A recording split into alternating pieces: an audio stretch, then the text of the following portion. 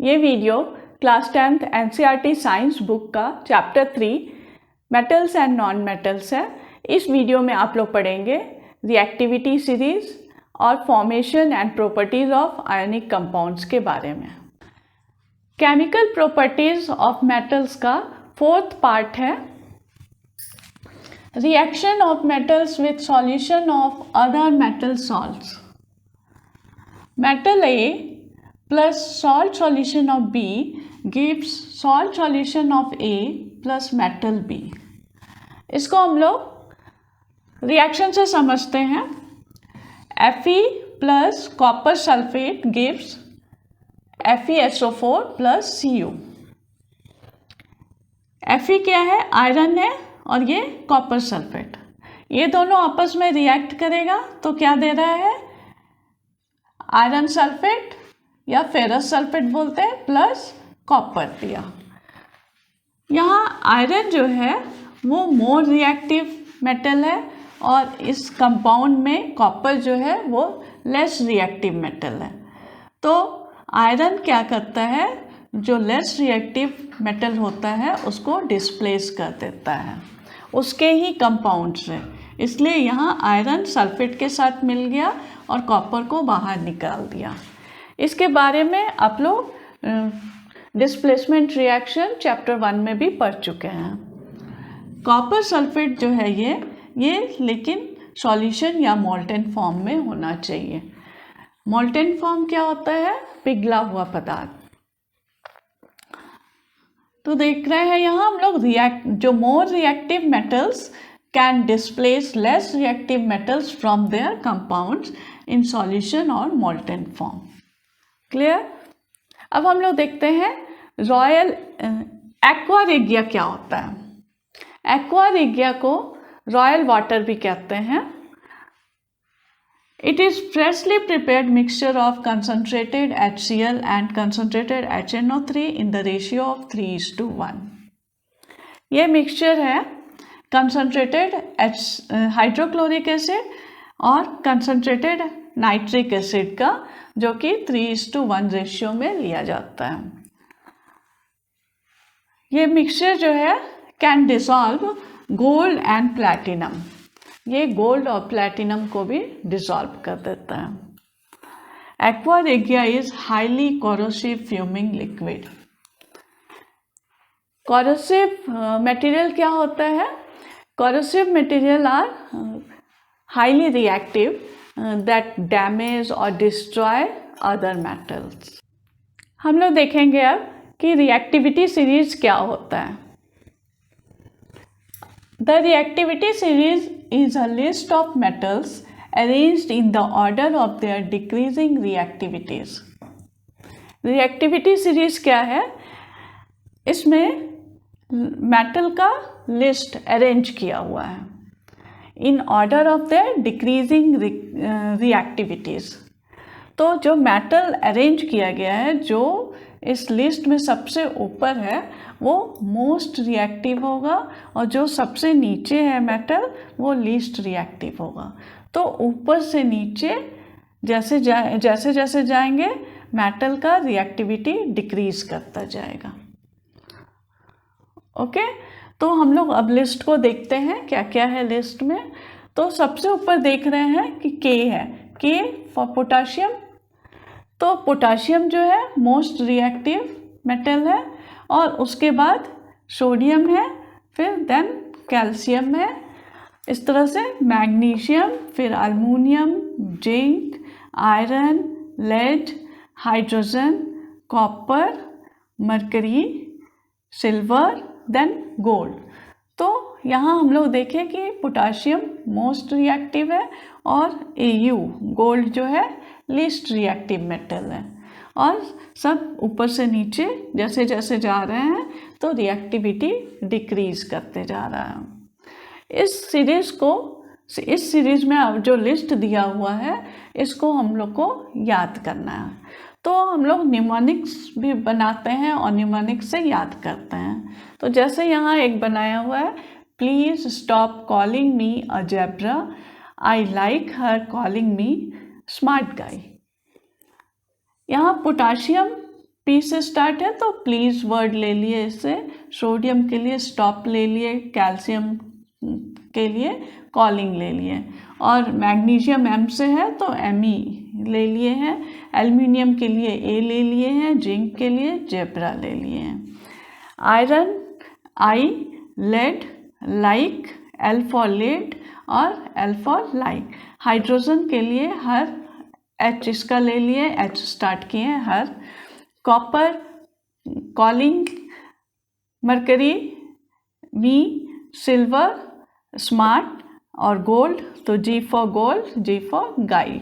तो इस तरह से अगर आप याद करेंगे तो ये लिस्ट आपको तुरंत याद हो जाएगा, और आप ऐसे अपने तरीके से भी कोई सा भी न्यूमोनिक्स बना सकते हैं, तो आपको याद करने में आसानी होगा। अब हम लोग कुछ रिएक्शन देखते हैं। ये डिस्प्लेसमेंट रिएक्शन है, जैसे Fe plus CuSO4 gives FeSO4 plus Cu। यहाँ क्या हो रहा है, Fe क्या है, आयरन, आयरन कॉपर सल्फेट के साथ जब रिएक्ट करेगा तो आयरन जो है वो मोर रिएक्टिव मेटल है than copper, copper least reactive है। तो ये इसके कंपाउंड से आयरन जो है वो इसका मेटल डिस्प्लेस कर देगा, मतलब निकाल देगा बाहर। तो FeSO के साथ SO4 के साथ कंबाइन हो गया, फेरस सल्फेट बना लिया और कॉपर को डिस्प्लेस कर दिया बाहर।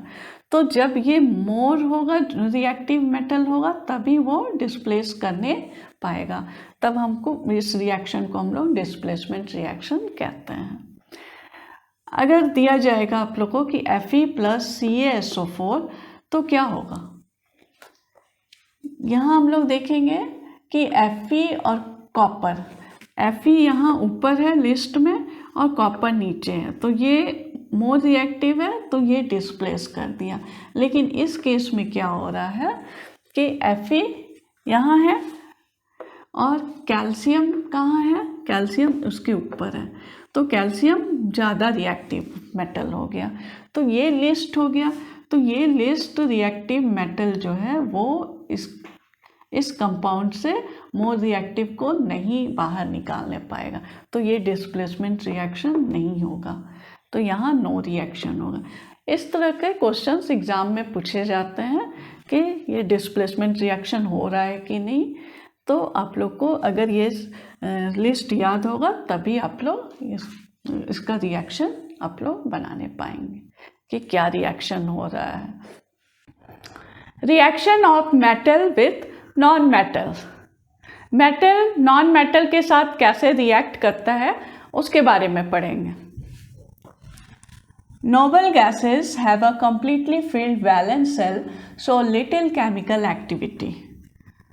नोबल गैसेस कौन कौन से होते हैं, जैसे helium, neon, argon, krypton, xenon etcetera. तो उन लोग का आउटरमोस्ट सेल जो होता है वो कम्प्लीटली फिल्ड होता है। आउटरमोस्ट सेल को हम लोग वैलेंस सेल कहते हैं। तो जिस भी एलिमेंट का आउटरमोस्ट सेल अगर कम्प्लीटली फिल्ड होगा तो वो लिटिल केमिकल एक्टिविटी शो करेगा। Clear? The reactivity of elements is the tendency to attain a completely filled valence cell.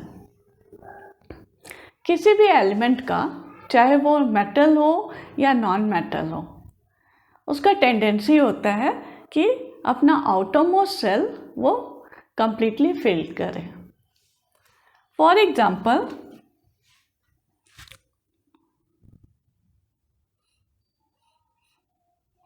Sodium में नंबर ऑफ इलेक्ट्रॉन्स कितने होते हैं? 11। इसका इलेक्ट्रॉनिक कॉन्फ़िगरेशन क्या होता है? 2, 8, 1। ओके। फर्स्ट सेल में 2 इलेक्ट्रॉन, सेकेंड सेल में 8 इलेक्ट्रॉन और थर्ड सेल में 1 इलेक्ट्रॉन। इसका इलेक्ट्रॉनिक स्ट्रक्चर बनाते हैं। जैसे ये Na का है पहला shell, second shell and third shell. Okay, first shell में कितना इलेक्ट्रॉन है? तो ये 2 इलेक्ट्रॉन। क्लियर? सेकेंड सेल में कितना इलेक्ट्रॉन है? 8। 1 2 3 4 5 6 7 8। और थर्ड सेल में कितना इलेक्ट्रॉन है? 1 इलेक्ट्रॉन है। यहाँ 1 इलेक्ट्रॉन है।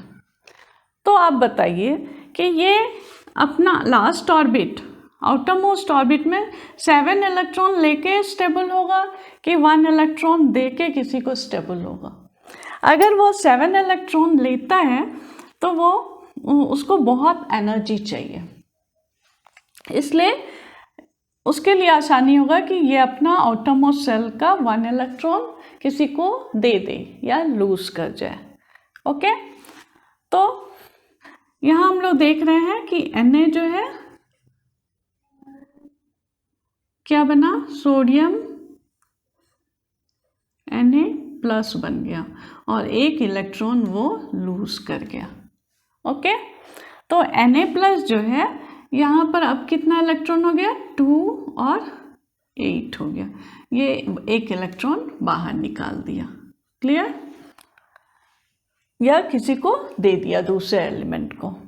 तो जब भी कोई एलिमेंट अपना इलेक्ट्रॉन लूज करेगा तो उसके ऊपर प्लस चार्ज आएगा। ओके, और ये क्या फॉर्म करेगा? ये सोडियम कैटायन बना लिया। प्लस चार्ज जब भी आएगा तो कैटायन फॉर्म करता है। तो ये हो गया सोडियम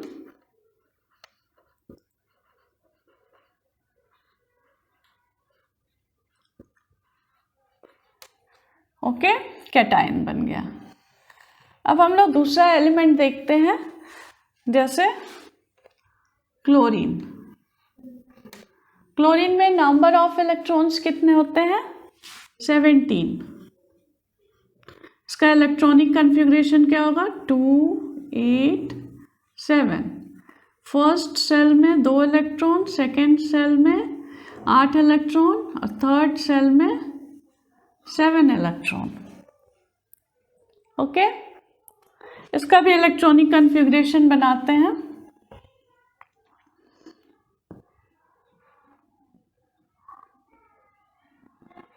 एक ऑर्बिट, 2 ऑर्बिट और तीसरा ऑर्बिट।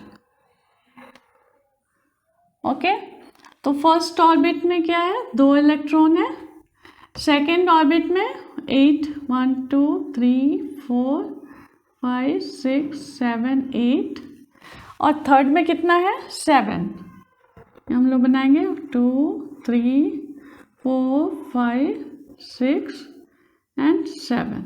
ओके, तो अब आप बताइए कि ये 7 इलेक्ट्रॉन इसके लिए लूज करना अच्छा रहेगा कि ये 1 इलेक्ट्रॉन किसी से ले लेना इसके लिए ईजियर होगा? तो ये 1 इलेक्ट्रॉन किसी से लेकर के स्टेबल जल्दी से बन जाएगा। ओके, तो यहाँ हम लोग 1 इलेक्ट्रॉन इसको दे दिया। ठीक है, किसी से ले लिया तो ये गेन किया, तो यहाँ क्या बन गया? Cl plus charge minus charge आ गया, सॉरी। तो ये क्लोराइड आयन बना दिया। तो माइनस चार्ज जब आ जाता है तब उसको बोलते हैं एनायन। तो ये बन गया क्लोराइड आयन।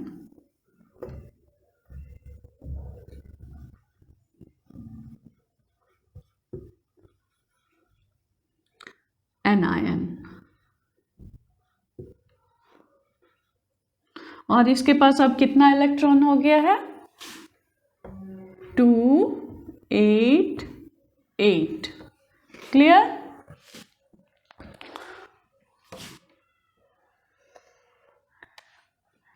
फिर से देखिए, यहाँ सोडियम अपना 1 इलेक्ट्रॉन किसी को दे दिया या अपना 1 इलेक्ट्रॉन लूज कर गया तो प्लस चार्ज फॉर्म हुआ, उसको हम लोग बोलेंगे सोडियम कैटायन फॉर्म किया।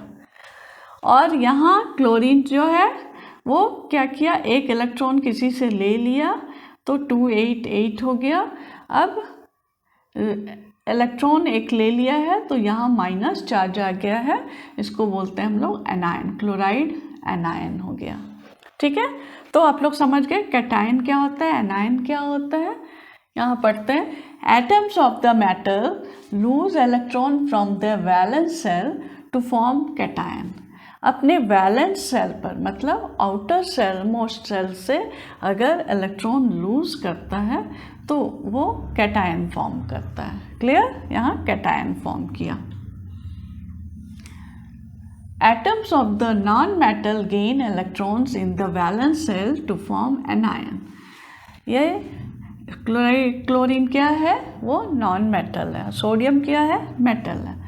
तो नॉन मेटल ये क्या किया, एक इलेक्ट्रॉन गेन किया है तो क्या फॉर्म किया है, एनायन फॉर्म किया है। क्लियर, तो किसी भी एलिमेंट के आउटर मोस्ट सेल में अगर फोर इलेक्ट्रॉन से कम है तो वो ईज़िली लूज़ कर सकता है, ईज़िली लूज़ कर करके कैटायन फॉर्म कर सकता है।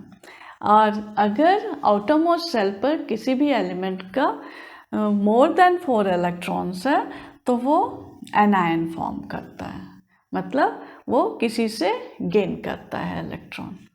ओके, अब हम लोग देखते हैं कि ये जो Na+ फॉर्म किया,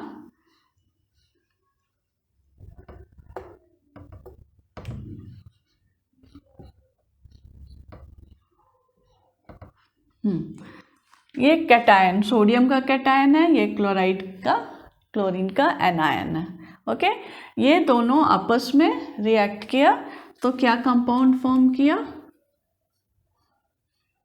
NaCl। तो यहाँ क्या हो रहा है, ये अपना इलेक्ट्रॉन इसको दे दिया, ओके, और ये इसका इलेक्ट्रॉन गेन कर लिया।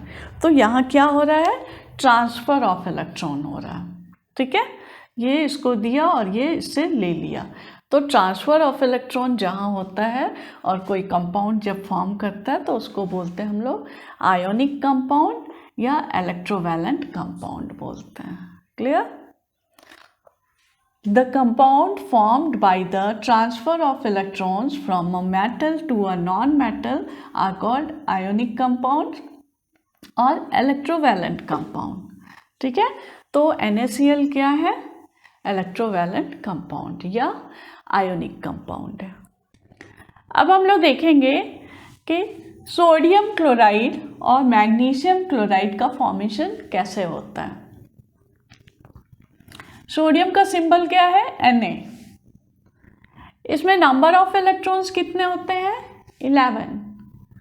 इसका इलेक्ट्रॉनिक कन्फिग्रेशन क्या होता है, 281। इसके आउटर मोस्ट सेल में कितना इलेक्ट्रॉन है, 1।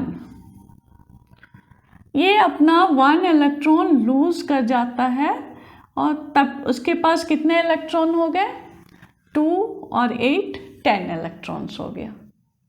But the nucleus of sodium atom still have 11 proton. So it gives us net positive charge of sodium cation. Okay, तो पॉजिटिव चार्ज जब आ जाता है तो उसको हम लोग कैटायन बोलते हैं। यहाँ सोडियम एलिमेंट जो है वो अपना एक इलेक्ट्रॉन लूज किया और प्लस चार्ज आ गया, सोडियम कैटायन बना लिया। क्लियर, अब यहाँ देखते हैं क्लोरीन। क्लोरीन में नंबर ऑफ इलेक्ट्रॉन्स कितने होते हैं, 17। तो इसका इलेक्ट्रॉनिक कन्फिग्रेशन हुआ 287। अब ये क्या कर रहा है, एक इलेक्ट्रॉन किसी से लेकर के स्टेबल होगा, अपना outermost shell completely fill करेगा। तो एक इलेक्ट्रॉन ले रहा है तो अब ये कितना हो जा रहा है, 288। मतलब नंबर ऑफ इलेक्ट्रॉन्स इसके पास कितने हो गए, 18। Okay, but the nucleus of chloride ion still has a number of protons 17. So there is net negative charge is formed, okay, that gives us chloride anion. Clear? अब ये दोनों अपोजिटिवली charged ion है, तो Na यहाँ हम लोग देखते हैं दोनों को रिएक्ट कराते हैं। Na के आउटरमोस्ट सेल पर एक इलेक्ट्रॉन है, उसको हम डॉट से रिप्रेजेंट किए हैं, और क्लोरीन के पास आउटरमोस्ट सेल में कितने इलेक्ट्रॉन्स थे? 7 इलेक्ट्रॉन था, उसको क्रॉस से हम शो कर रहे हैं। क्लियर? तो आउटरमोस्ट सेल पर 7 क्रॉस किए हैं, और सोडियम का डॉट शो कर रहे हैं क्योंकि आउटरमोस्ट सेल पर एक इलेक्ट्रॉन है। अब ये क्या करेगा? सोडियम अपना 1 इलेक्ट्रॉन क्लोरीन को दे देता है, Cl को दे दिया, ओके। तो ये क्या हो गया? इसके पास प्लस चार्ज डेवलप हो गया, और इसके पास ये लूज किया है अपना इलेक्ट्रॉन, तो प्लस चार्ज डेवलप हो गया, और ये गेन किया है आउटरमोस्ट सेल पर 8 इलेक्ट्रॉन हो गया, तो ये माइनस चार्ज डेवलप किया। तो ये दोनों प्लस और माइनस दोनों अपोजिटिवली चार्ज हैं, ओके।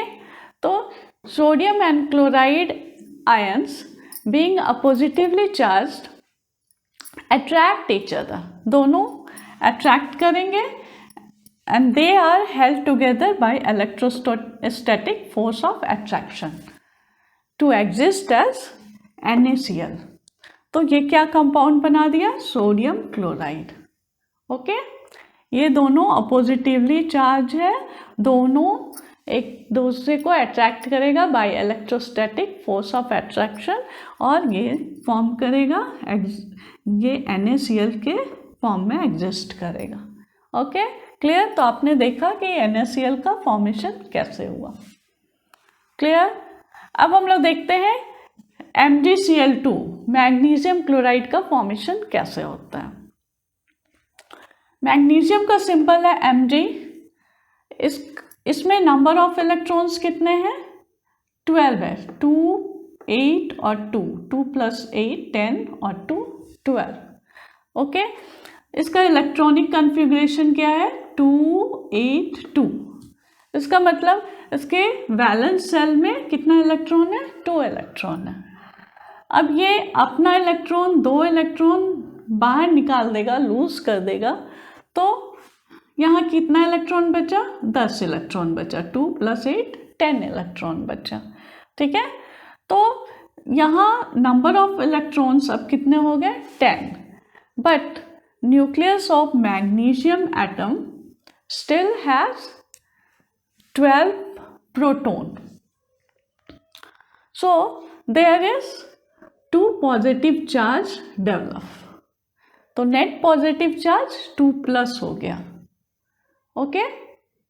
तो ये क्या फॉर्म करेगा? मैग्नीशियम कैटायन बना रहा है, फॉर्म कर रहा है, ओके।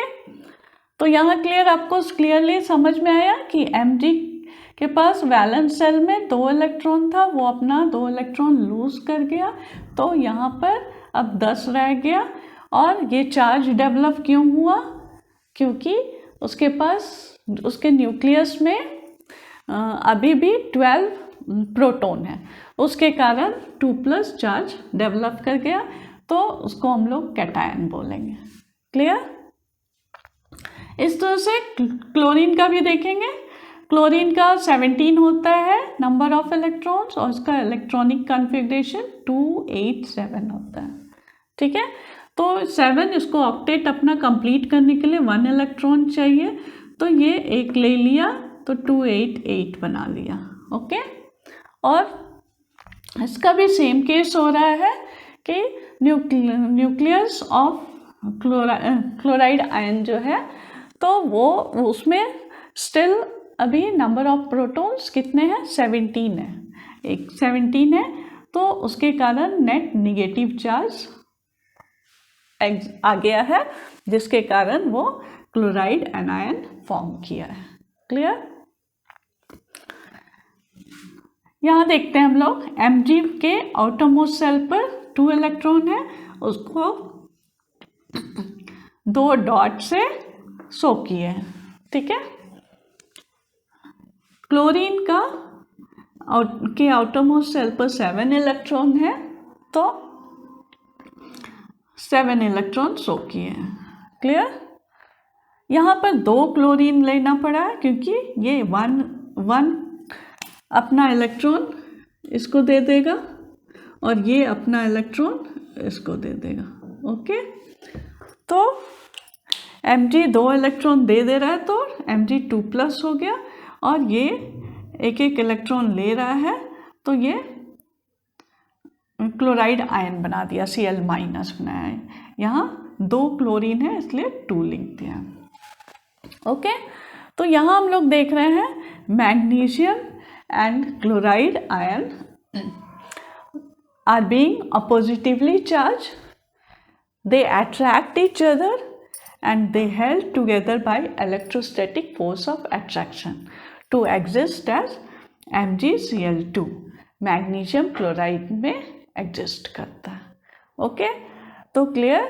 इस तरह से आपने देखा कि कैसे NaCl और MgCl2 का फॉर्मेशन हो रहा है।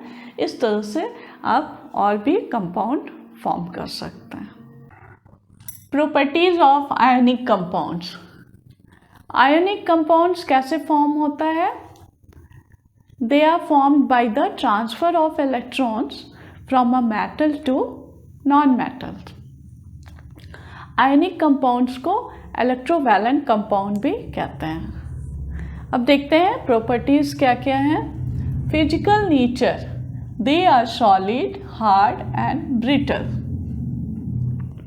आयनिक कंपाउंड्स सॉलिड होते हैं, हार्ड होते हैं because of strong force of attraction between the positive and negative ions. They are brittle, वो टूट जाते हैं आसानी से। Melting and boiling point, they have high melting and boiling point. Ionic compounds का मेल्टिंग और बॉइलिंग पॉइंट हाई होता है because a considerable amount of energy is required to break the strong inter ionic attraction. जो ions के बीच में strong ionic attraction होता है उसको ब्रेक करने के लिए कंसिडरेबल अमाउंट ऑफ एनर्जी चाहिए, इसलिए उसका मेल्टिंग पॉइंट और बॉइलिंग पॉइंट हाई होता है। थर्ड पॉइंट है solubility. They are generally soluble in water and insoluble in solvents such as kerosene, petrol etcetera. Ionic compounds water में जनरली सॉल्युबल होते हैं, लेकिन केरोसिन, पेट्रोल ये सब जो सॉल्वेंट है उसमें इनसॉल्युबल होते हैं। नेक्स्ट पॉइंट है conduction of electricity. Ionic compounds conduct electricity in molten and solution form but not in solid state. Ionic compound molten और सॉल्यूशन फॉर्म में ही इलेक्ट्रिसिटी कंडक्ट करेगा। मोल्टेन फॉर्म क्या है? पिघला हुआ फॉर्म, और वो सॉलिड स्टेट में इलेक्ट्रिसिटी कंडक्ट नहीं करेगा। तो ये आयनिक कंपाउंड्स जो इलेक्ट्रिसिटी कंडक्ट कर रहा है, this is because the electrostatic force of attraction between the positively charged ions are overcome by heat. Thus the ions are freely to move and conduct electricity. Heat के कारण जो electrostatic force of attraction between ions है, positive और negative ions के बीच जो force of attraction है वो heat के कारण ब्रेक कर जाते हैं और आयंस में टूट करके के फ्रीली मूव करते हैं, तो जिसके कारण आयनिक कंपाउंड इलेक्ट्रिसिटी कंडक्ट करता है। Metals and non metals chapter के इस वीडियो में आपने पढ़ा properties of metals and non metals, amphoteric oxides, reactivity series, formation and properties of ionic compounds. अब आप मेरे नेक्स्ट वीडियो में अकरेंस ऑफ मेटल्स के बारे में पढ़ेंगे। ओर से मेटल कैसे एक्सट्रैक्ट किया जाता है और कोरोजन और उसका प्रिवेंशन क्या है। इस वीडियो को आप सब्सक्राइब करें और बेल बटन दबाएं ताकि आपको मेरे नेक्स्ट वीडियो का नोटिफिकेशन मिलता रहे। Thank you.